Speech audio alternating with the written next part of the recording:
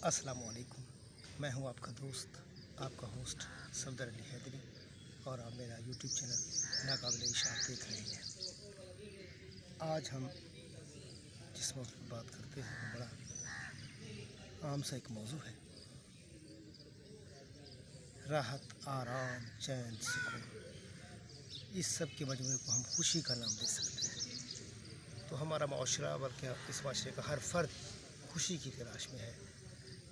मैंने कभी लिखा था कि सुकून की ख्वाहिश ने मेरा सुकून लूट लिया है। हर शख्स खुशी की तलाश में है और इसी का रोना रो रहा है कि उसे खुशी नहीं मिलती, उसे कोई मुखलिस दोस्त नहीं मिलता, उसे कोई अच्छा साथी नहीं मिलता कि जिससे वो दुख सुख बांट सके।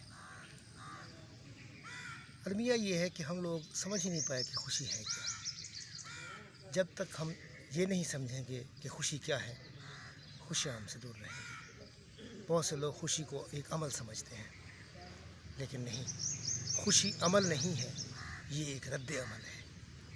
आप जब दूसरों को खुश करते हैं तो रद्द अमल में खुशियाँ आपकी तरफ पलट कर आती हैं, आपको खुश करती हैं, आपको मसरूर करती हैं। खलील जिब्रान ने कहीं लिखा था कि जब हम हंसते हैं तो हमारे अंदर रोने की जगह पैदा हो जाती है, और जब हम रोते हैं तो हमारे अंदर खुशी की जगह बन जाती है। एक दानिश्वर ने कहा था कि रोने के इतने फ़ायदे हैं कि मैं चाहता हूँ कि दुनिया का हर काम छोड़कर सिर्फ रोना शुरू कर दूँ।